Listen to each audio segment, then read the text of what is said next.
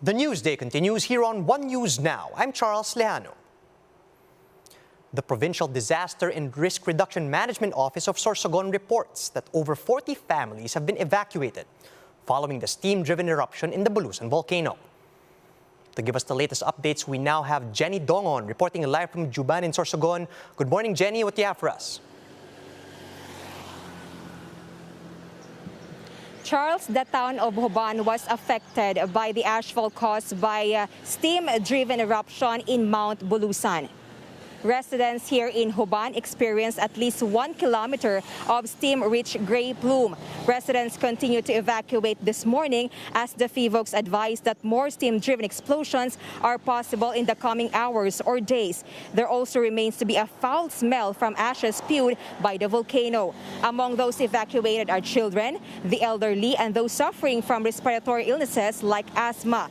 They are now staying at the Juban COVID-19 isolation facility. The volcano remains under alert level 1, which means that it is an low level unrest. Under alert level 1, the public is prohibited from entering Bulusan's 4-kilometer permanent danger zone. Vigilance should also be exercised in the 2-kilometer extended danger zone due to increased possibilities of sudden and hazardous phreatic eruption. News 5 was able to enter Barangay Puting Sapa, which is also considered as one of the areas most affected by ashfall. Thick layers of ash cover the houses in this barangay. Some residents even remain in the area to clean up disordered homes. This morning, troops from the PNP, Army, and the Coast Guard came to clear and clean the barangay. Charles, as you can see at my back, is the Mount Bulusan, which has now already come down. Right now, the top of the mountain is covered by thick clouds, but still short plumes of smoke can still be observed coming out of its crater. FIVOX says it could take days or even weeks for another similar eruption to take place in this volcano. Charles. Thank you for those updates, Jenny. That was Jenny Dongon reporting live from Sorsogon. Some experts are urging the government to penalize internet trolls and fake news peddlers amid the country's fight against disinformation. Mobile journalist Jacob Lazaro with a report. A few days before Election Day, Jem Almadin shared in Facebook a survey showing Vice President Leni Robredo leading. But in less than 2 hours, a surge of anonymous accounts flooded her comment section. Sobrang wala akong mutual friends sa mga nagko-comment. Yung friends niya, parang less than 10, less than 20. Diba? Tapos same sila lahat ng sinasabi. But what's most interesting with Jem's case is that Jem doesn't really have a big following in social media, and her post didn't go viral. Jem was just another regular user. Yet she feels she was targeted. Because of this, even the Commission on Elections has proposed a law to punish trolling during the election season. It should not only be punishing them with cyber libel. It should be more than cyber libel. Professor Danny Arao of the UP College of Mass Communication agrees something must be done against fake news and trolling. But Arao fears that once government dips its finger into social media content, it may infringe on freedom of speech and the press. Anything and everything could be labeled as fake news. Look, Duterte himself labels as fake news peddlers the likes of Rappler, ABS-CBN, and other critical media. Virgil Santos of the Center for Media Freedom and Responsibility says the possibility that government intrudes into free and critical speech is very real. I have observed a very unequal implementation of the law. I mean, we have seen this, especially in the case of progressive thinkers, in the case of leftists. Kawawa yan. Pwedeng masagasaan yan. Arao says a more urgent concern by government should be troll-like behavior that endangers people, like red tagging. If you accuse someone without any basis of being a communist, that by itself is already red tagging. Okay? So or if your evidence is very, very dubious, then that can be easily established in court that there is the lack of proper evidence. In Germany, denying the Holocaust or the time when Adolf Hitler committed genocide against the Jews is illegal both on and offline, and is punishable for up to 5 years in prison. Arrow said this type of law should be applicable in the Philippines, focusing on the atrocities and plundering during the martial law. Arrow said this wouldn't transgress free speech, since these behavior would fall under hate speech. But for Arrow, the best strategy would be closer coordination with legitimate news organizations, the academe, and social media platforms. Mobile journalist Jacob Lazaro, we are One News. For Foreign Affairs Secretary Teddy Locsin Jr., credible news should be on air or in print. In a tweet, Locsin said there's no journalism on social media. He added that those in the news industry should make sure that what they print or air is always the truth. We'll be back with more stories after a quick break. Keep it here on One News.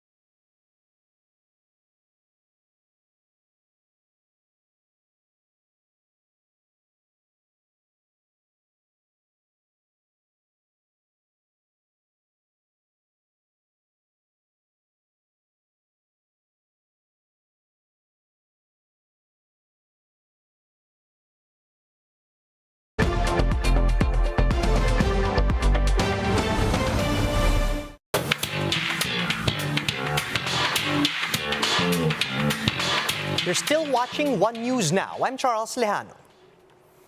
Negros Occidental's Gwendolyn Fornio is Miss World Philippines 2022. Fornio bested 35 other candidates in the competition to succeed Miss World Philippines 2020 Tracy Maureen Perez. She now carries the task of bringing home the Philippines' second Miss World victory, 9 years after Megan Young became the first Filipina to capture Miss World's blue crown. Miss World Philippines pageant also proclaimed several other title holders: Miss Supranational Philippines Alison Black from Las Piñas, Miss Eco Philippines Ashley Subihano Montenegro from Makati, Reina Hispano-Americana Filipinas Ingrid Santa Maria from Parañaque, and Miss Eco Teen Philippines Beatrice McClellan from Maclan. Sci-fi horror series Stranger Things is back with season 4, and it's already starting to become a fan favorite. MJ Marfori tells us why. The most popular teen stars in the planet are back with a bang. After the debut of Stranger Things Season 4 Volume 1, the show raked in record-breaking numbers. News 5 got the chance to exclusively chat with the main characters of the series here in Sydney, Australia. Stranger Things 4 Volume 1 just debuted last weekend, and it is the biggest premiere ever for an English title on Netflix, with more than 286 million watch hours. One to watch out for this season is Sadie Sink's impressive performance, which some say deserves an Emmy nomination. I don't know. I mean, that's really nice of them to say. It was a really fun, crazy season to film. Season 4 Volume 1 picks up from the battle at Starcourt Mall. This is also the first time that the gang separated, with Elle leaving Hawkins to go to California for high school. And just incredible, and I think we expand upon what we did in part 1 quite nicely. And I think we wrap up the season in a really exciting way. Fans can now watch the latest season of Stranger Things on Netflix. From Sydney, Australia, and for News 5, MJ Marfori, we are One News. Here's a quick look at some of today's headlines. Another big-time oil price hike is set to take effect this week. UniOil projects that the prices of diesel will increase by up to 6 pesos and 50 centavos per liter. Gasoline prices are likewise expected to rise by up to 2 pesos and 70 centavos per liter. The Alliance of Health Workers is eyeing to file charges against government officials involved in the Pharmally deal. And the 47th season of the PBA officially begins. Rain or shine spoils Converge's debut in the opening game, while defending champs TNT scored a win against their season 46 rival Magnolia. And those are the top stories of this hour. Join us later at 2 p.m. as we continue to monitor the day's biggest stories. You can also catch One News on the Signal Play app. Register for a free account at www.signalplay.com so you can stream One News live anytime and anywhere.